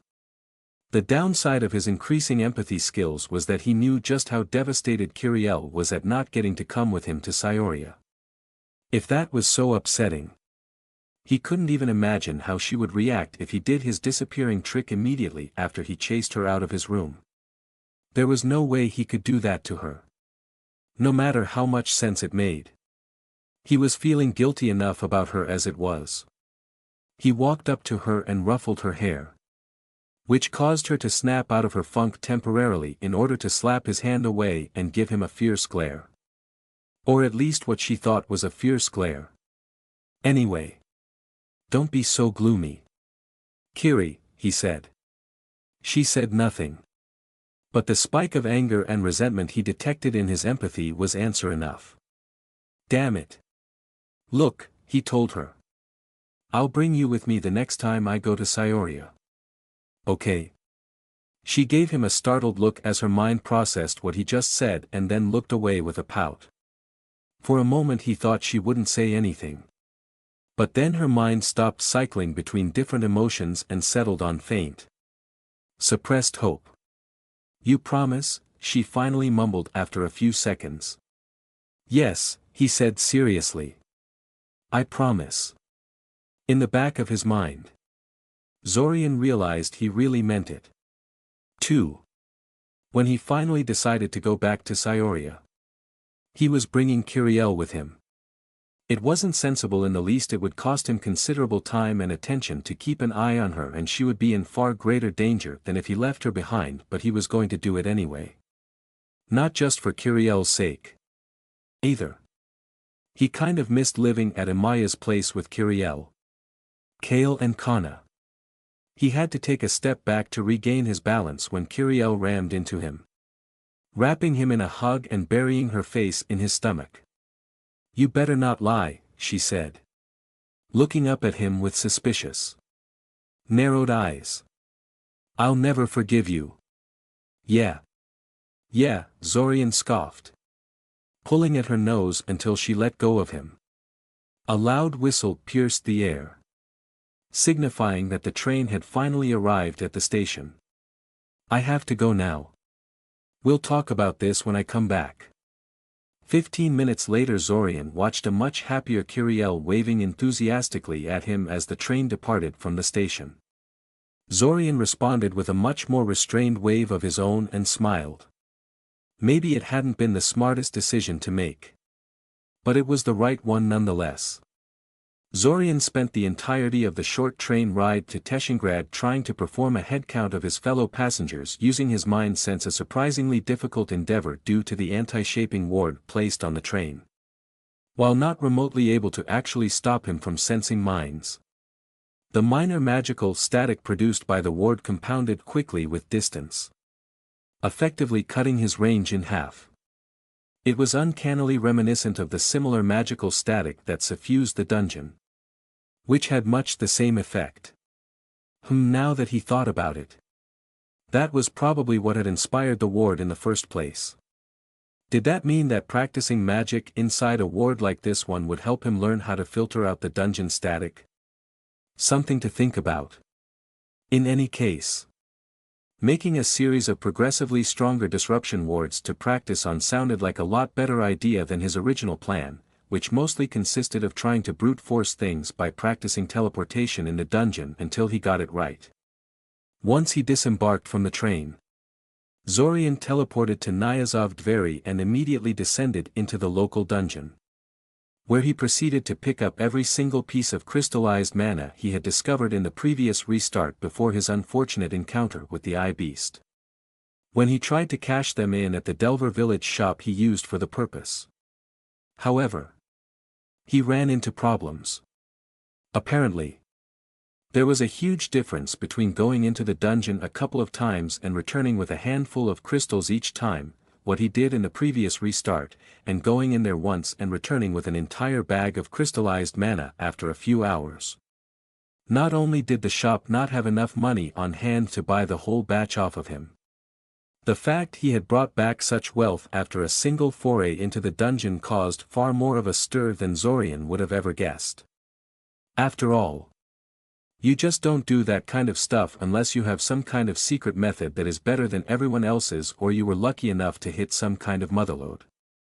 Either possibility automatically made him a person of interest to every dungeon delver in Nyazov Dveri, as well as quite a few other people as well. Any sort of plan he had for the restart immediately crashed and burned. There was just too much attention focused on him, which made it impossible to pursue tasks discreetly or talk to people as a relative unknown. His divination wards got an extensive field test due to the incessant magical spying he had been subjected to ever since. And while Zorian thought they held up admirably in the face of foreign assault, he couldn't actually be sure they were never bypassed. One enterprising spy actually painted spell formula onto living moths and turned them into semi-autonomous voice recorders. If Zorian hadn't tried to chase them off with telepathy and found it curious they kept getting back towards him regardless, he probably would have never noticed. How many others had done similar things without him figuring out what they'd done? Of course, not everyone went with the cloak and dagger stuff. A lot of people simply wanted to talk to him about their amazing offer and whatnot. And few of them took his "no thanks" quietly. At least one group outright attacked him when he told them to get lost. Though thankfully they weren't all that good at actual fighting and were sent running easily enough.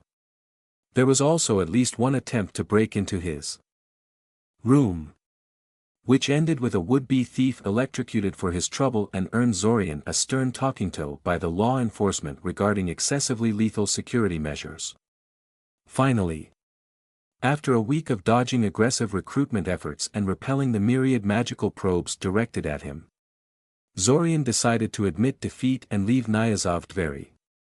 He failed to save Lukav and Alanik anyway, due to all the scrutiny he was under. So there was little reason to stay in the town and every reason to leave. He simply picked up all of his belongings, including a handful of bigger mana crystals he'd never managed to sell, and teleported as far south as he could manage. Live and learn, he supposed. The next time he tried to pull off that trick, he should sell it outside of Nyazov Dveri and probably not all at once in the same shop. It was probably smartest to go to Korsa and Eldamar, since they were big cities that probably saw far more traffic in mana crystals and had plenty of shops to sell to. Though Scioria would probably be even better in that regard. Once he was ready to go back there, it was not only big, but also the magical center of the whole continent. But no matter. The restart was still salvageable. There were plenty of things to do outside of Nyazov Dveri. For instance, finding the Iranian webs to trade with. He knew they existed all over the continent. But other than the destroyed one under Scioria, he didn't really know the exact location of any of them. Even if he wasn't ready to actually deal with them properly yet. It wouldn't hurt to spend a restart or two just locating every single web he could find and see just how friendly and receptive to trade each of them was. If Spear of Resolve was to be believed, they were unlikely to attack him outright just for contacting them. Modern Arania were descendants of Arania who grew in power after trading with humans. After all, So most of them should be at least mildly receptive to the idea of doing it again. New goal set. Zorian teleported to Eldamar, the kingdom's capital, to visit the Cartographers' Society library. As far as map collections went, theirs was without equal. And it was largely free for perusal as well, so long as you never destroyed anything. You only had to pay for maps you wanted the library to copy for you. Zorian had spent a few days there the last time he had visited the capital, just browsing the shelves for any map that caught his fancy, and swore he would visit again when he had the time. This seemed as good an excuse as any. I dearly hope that's not one of our maps you are writing on. Young sir, the voice behind Zorian's shoulder said. As far as the library is concerned, that would undisputedly be destruction of our property. Zorian jumped in surprise at the voice, too absorbed in his research to notice the librarian sneaking up at him. He looked at the map in front of him, heavily annotated and fighting for desk space with several stacks of map cases, travel journals and atlases, and then shifted his attention to the old, bearded librarian behind him. It's not, he told the man. It's the cheapest map of Eldamar I could find in a store I found on the way. Would you object if I ask you what you are working on? It is rare to see such a young man here, especially one who is so absorbed in his research.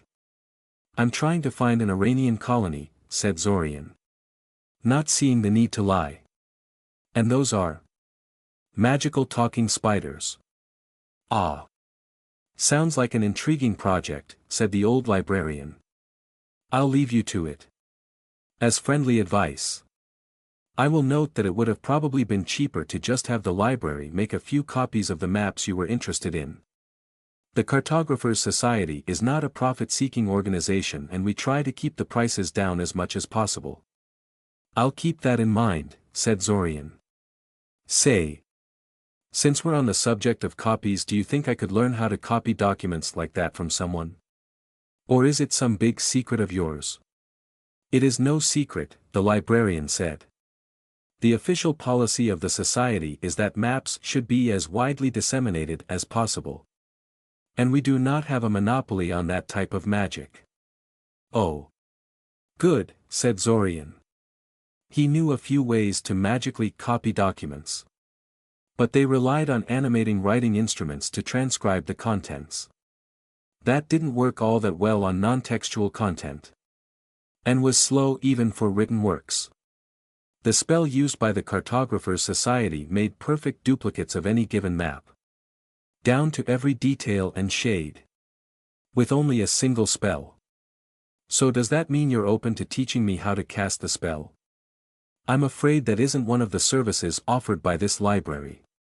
However, if you visit the main offices of the Cartographers' Society, you can sign up for some basic classes in map-related magic, map making, map handling, and map-related research like you're doing right now, the librarian said. The prices are very affordable, and it would probably help you in your quest to find these Urania as well. Zorian hummed speculatively. I guess I'll check it out, he said. He certainly had no shortage of money, thanks to his ill-considered stunt at the start of the restart. And he was going to have to spend a few days in Eldamar one way or the other.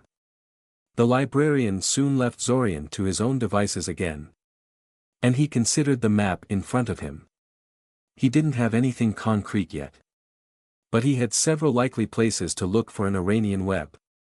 Korsa, Jatnik, Gazd and Padina were all large cities that had dungeon access and would be easy to reach from Syoria, the source of the Iranian expansion wave.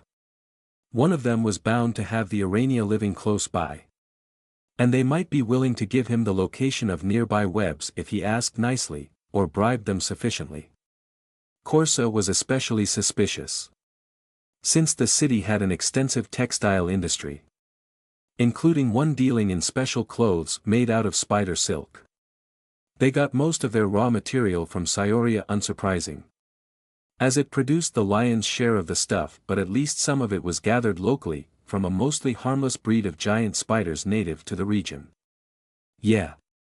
Totally not an Iranian colony. Zorian made a small note in his notebook to track down every settlement that produced spider silk in any significant amount and decided to end the search for the day. Zorian spent 5 days in Eldamar. Though in all honesty he got everything he could about possible Iranian sites on day 3.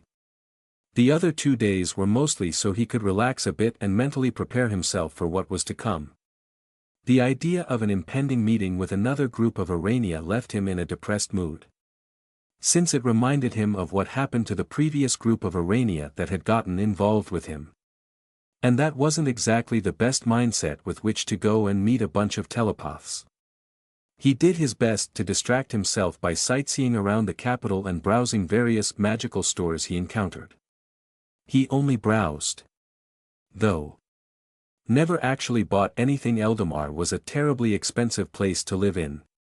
He'd found everything, from room and board to already expensive magical reagents, had higher prices in the capital than anywhere else Zorian had stayed at. Higher quality demands higher payments, the merchants assured him. What a load of crap. He suspected the average citizen in Eldamar was simply richer than those in the rest of the country and could thus pay more. The large number of theaters, art houses and music halls present in the city certainly indicated that the inhabitants had plenty of money to burn. That aside, the city was nice. Orderly. The royal quarter was walled in and off-limits to uninvited commoners like him. But that didn't mean that the government left the rest of the city outside their little bubble to rot. There were no obvious slums that Zorian could find. All of the buildings were well cared for and the streets free of trash and decay. Police patrolled everywhere, and were even joined by a group of well-armed soldiers at one point. Asking around, he found that security was always tight. Eldamar had been a favorite target for saboteurs during the Splinter Wars, at least one of which managed to set the entire city ablaze. The fire consumed many important buildings, including both of Eldamar's magical academies and its central library. By the time the city had recovered and rebuilt, most of the mages and their attendant facilities had already moved to Scioria, cementing its rise as a magical nexus of the continent. Eldamar's citizens still seemed bitter about that, harboring a fair amount of resentment over the fact. In any case, security was upgraded immensely in the aftermath of the fire, and never really went away. Even their underworld was thoroughly purged and resculpted into something more manageable. Dungeon delving was forbidden within city limits instead. The royal family sent the army into the depths several times a year to get rid of anything remotely dangerous they could find. Basically, he could cross Eldamar from the list of possible candidates to have an Iranian colony. If it ever existed, it was almost certainly wiped out or chased away at this point. It also helped explain why the invaders targeted Scioria instead of Eldamar. Even though Eldamar contained the royal palace, treasury and most of the government buildings, much juicier targets if one intended to collapse a country and destabilize the continent. The city was too well guarded for such a large-scale attack to take them by surprise. He ended up taking the classes offered by the Cartographers Society. More accurately, he paid extra to have an instructor assigned to him for individual lessons, so he could save some time. Zorian was pleasantly surprised by the mage they sent him in response. The young man assigned to him was polite and straightforward in his teaching methods. A welcome reprieve from Zorian's usual luck with teachers. He only attended 3 sessions with the man, but that was enough to give him a plethora of mapping spells, not all of which dealt with classical paper maps. Zorian's personal favorite in that bunch was a spell that created a miniature illusionary replica of the caster's surroundings above their palm that had been fun to play with. It was tempting to just spend the rest of the restart goofing around with maps and visiting various curiosities in the capital. But he didn't. He had a task to do. and an invisible time limit counting in the background. At the end of the 5th day, he gathered up his things and set off for Corsa to find the Urania. Corsa was a big city, the 3rd biggest city in the kingdom. To be precise, right after Scioria and Eldamar. Even though Zorian was certain the Urania were in there somewhere, he knew it would take him ages to find them if he searched for them by exploring the local dungeon. So he didn't even try. Instead, he approached the textile manufacturer that produced spider silk products and flat out asked him to introduce him to the Urania. The man refused, claiming he had no idea what Zorian was talking about before throwing him out of his store with a warning to never come back again. Harsh. Still, Zorian never actually expected his request to be granted. He just wanted the man to inform his Urania trading partners that there was this strange kid going around town asking people about them. If the local Urania were anything like those in Scioria, that would get their attention in a flash. He wouldn't have to look for them because they would be looking for him. It took less than 2 days for the Urania to track him down. It was late in the evening of his 2nd day in Corsa when Zorian felt an Uranian signature enter his radius. Considering he was currently sitting on a small hill on the outskirts of Corsa, surrounded with a lot of grass and fields and nothing of any importance whatsoever, he felt confident that it was here for him. "Greetings," Zorian sent telepathically. "I am Zorian Kaczynski. I have come to trade." Uranian minds were still too strange for him to recognize their emotions easily. But he felt sure the Urania was thoroughly shocked when he spoke to her. "You are open?" the Urania asked after a few seconds. "Yes," Zorian confirmed. He decided not to mention the Sciorian Urania and his connection to them for now. For all he knew, they might have been mortal enemies or something. "May I know who I am talking to?" "I am Seeker of the 8 Universal Paths. Of the Sword Diver's Web," the Urania sent. "You can simply call me Seeker." "Seeker then. I would like to start by apologizing for the way I attracted your attention. But I didn't know how else to contact you. I hope I haven't caused too much of a stir," Zorian said.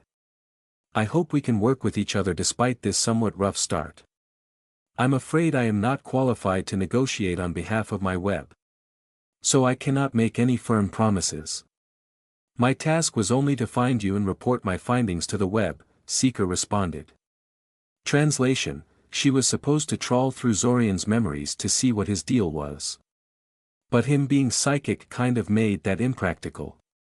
That said, "I'm sure a small incident like this one can be easily smoothed over if you refrain from scaring us like this in the future. Just so I know what to report to the Matriarch. What kind of trade are you proposing?" "I want to trade for knowledge and training," said Zorian. "Specifically, I want your help in learning how to wield my psychic abilities. You already seem fairly proficient in them. Though," Seeker pointed out. She sent a weak psychic probe to worm its way through Zorian's defenses but promptly retracted it when Zorian harshly slapped it down. Not many humans can use telepathy so smoothly. And even fewer would have noticed that probe. "You flatter me. But we both know I am but a rank beginner when it comes to mind arts," Zorian said. "I wish to move beyond bare basics in the field. At the very least, I want to get a better grasp on telepathic combat and develop memory manipulation abilities." Seeker produced a burst of uncertainty and surprise over the link that Zorian didn't quite know how to interpret. Some kind of Iranian curse. Maybe. "You are certainly ambitious. Young human," Seeker said. "I hope you realize that this is not really a small thing you are asking for. I don't believe the leadership will be happy with that idea. What exactly do you offer in return?" "I have a number of magical items that I believe would be very useful to Urania. Including one that allows telepathic communication over vast distances. Since I am the inventor and maker of such devices, I am open to requests in regard to their modification to suit your needs better. Since I am also a capable mage in general, I can help you out in any task that would benefit from human-style magic. And finally, I have access to important news that I would rather not discuss at this time. And which I suspect would greatly interest you. There was a short pause as the Urania absorbed this. After which it responded with a note of tentative acceptance. I see, said Seeker. 2 mental attacks slammed into his newly erected barrier like a pair of sledgehammers. He immediately fired an overpowered magic missile at one of the Urania in front of them, crushing her like a grape. Her mind instantly winked out and disappeared from his mind sense.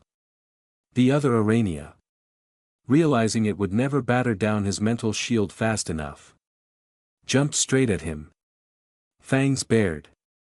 It bounced back harmlessly off the shield he erected in front of himself. Zorian drew his spell rod out of his belt and pointed it at her. Why do this? Zorian asked her. Tell me and maybe I won't just incinerate you on the spot. Zorian asked her. She didn't answer. After a second, Zorian realized with some embarrassment she couldn't. Seeing how his mind was totally shielded from her at the moment. He dismissed the shield for the moment, but kept the spell rod trained at her. Please. I don't know anything, she mentally whined. Zorian kept alert for any surprises she might send at him over the telepathic link. But she didn't even try. She seemed completely overcome with terror. I was just supposed to lead you there. Nobody told me the reasons. Please don't kill me. I don't want to die. Zorian growled before shoving the suddenly glowing spell rod at her. Her fear spiked for a moment and she let a terrified screech, curling upon itself in preparation for her demise, and then suddenly stopped when all that happened was a bubble of force springing into existence around her. Just then Zorian felt 2 additional Iranian signatures speeding towards him from the direction his 2 guides had been leading him to. Then another. And another. Shit. The 2 must have sent a warning to the main ambush force. He gave the surviving guide a brief glare, causing her to curl up inside her force cage, and then started running towards the surface. He knew for a fact that humans were way faster than Urania, so it should be possible to simply outrun the pursuers, and there were 8 more Iranian mines in front of him, blocking off his path of retreat. Zorian cursed his rotten luck and he skidded to a halt, trying to think of a way out of this. His mind shield wasn't going to last long against 16 Uranias. No. 18. 2 were just slow runners apparently. 6 telepathic attacks slammed into his mind shield, failing to break it but causing him to stagger drunkenly as his vision swam and his balance went haywire. He wondered for a moment why only 6 of them had attacked his mind when so many more of them were in range before he remembered his talks with Novelty about telepathic combat. Battering down mental shields like this one too vigorously could easily destroy the mind underneath. 7 attacks this time. His mind shield still held, but only just barely. And he collapsed on his knees in response regardless. They weren't trying to kill him. Of course not. What would have been the point of that? No. They were aiming to capture. Zorian almost lost consciousness as 9 attacks slammed into his mental shield, crushed it like an egg and then ripped straight into his unprotected mind. The pain was excruciating, blanking out all thought and making it impossible to concentrate on anything. There was something he needed to do. He was sure. But for the life of him he couldn't remember what exactly it was. He felt his muscles lock up as an alien mind seized his motor control away from him and started rooting in his head for facts and memories. He had to do something. Suddenly an image flashed before him, of 2 necklaces hanging from his neck. One of them inscribed with the defensive spell that ultimately failed him and the other that contained. His mind suddenly snapped back into place. His course of action clear. Activate the suicide rings. That's what he had to do. He felt the alien mind panic as it realized what he was going to do. and felt 3 more attacks rip through his thoughts. They were far weaker than the ones that broke through his shield. But his mind was unprotected now and they felt like hot knives driven into his brain. He held on to the thought, though. The idea that he had to activate those rings no matter what. He forgot what the rings really did when the mental knives hit. Forgot why they mattered or where he was and what he was doing. But he still knew what he had to do. Had to. A weak, gentle pulse of mana poured into the rings around his neck and the world suddenly became awash in light and heat. Then there was only darkness. Like many times before. Zorian woke up in his room back in Siren. However, there was no Curiel jumping on him to wake him up this time. And it was late in the evening instead of early in the morning. Also, he had a blinding headache. Can't forget about that part. Suddenly the door cracked open and a familiar head peeked inside tentatively. As if afraid what it would find inside. Zorian squinted. His vision blurry without his glasses. And gave Curiel a searching look. Her eyes immediately widened in surprise for some reason. He reached out to her mind in order to understand what was going on and... Ow, he croaked painfully. Okay. Apparently he wasn't supposed to do that. Mother. He's awake. He woke up. He woke up. Curiel shouted. Thundering down the stairs. Zorian winced at the sound and tried to remember what happened. How the hell did he mess himself up this badly so early in the restart? The last thing he remembered was... Suddenly his memories came rushing back in. Along with a fresh wave of pain. And he remembered everything. Well. Not literally everything. His memories of everything after he confronted the guides were fuzzy and jumbled out of order, but enough of it to understand what happened to him. Zorian. Zorian jerked in surprise at his mother's voice. Broken out of his recollection. I'm sort of fine. Zorian mumbled. My head is killing me. But I don't think it's anything serious. Can you hand me my glasses? His vision cleared immensely with his glasses on. Allowing him to see just how worried Mother looked as she stared at him. He winced internally. He was pretty sure he knew what the problem was. But better feign ignorance. What happened to me? He asked. You wouldn't wake up, Mother said. You scared Curiel like you wouldn't believe. She came running down this morning. Bawling her eyes out. Saying she killed you. Well. You obviously weren't dead, but nothing we did could shock you awake either. We summoned a doctor. But he couldn't find anything wrong with you. As far as he could tell. You just suddenly fell into a coma for no reason. He nodded slowly. That sounded about right. The sword divers really did a number on H-weight. What was that first part? Killed me? He asked incredulously. I didn't say that. Curiel protested. Suddenly entering the room and carrying a bowl of soup in her hands. Mother is just making things up. It's just that Relax. Kiri, Zorian sighed.